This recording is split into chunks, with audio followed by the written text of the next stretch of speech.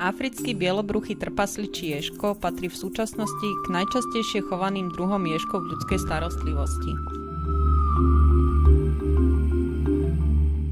Veľkosť dospelého ježka sa pohybuje okolo 17 až 23 cm a jeho váha je v rozmedzi od 300 do 700 gramov.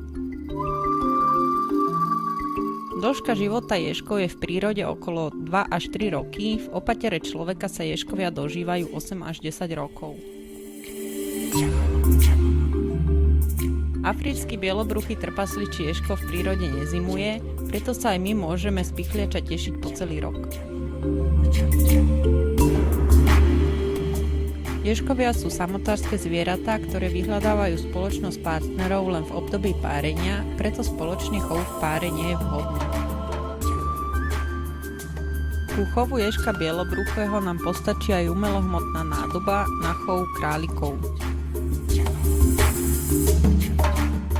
Sú to hmyzožravce, preto je na krmenie vhodný krmný hmyz, napríklad svrčky, šváby. Môžeme podávať mleté chudé mäso, postrúhané jablko či mrkvu. Ježka je tiež možné krmiť kvalitnými mačacími granulami. Ubikácia s ježkom by mala byť umiestnená na čo možno najpokojnejšom mieste tak, aby ježko mohol cez deň nerušene spať. Ideálna teplota prostredia by mala byť 24 až 30 stupňov Celzia.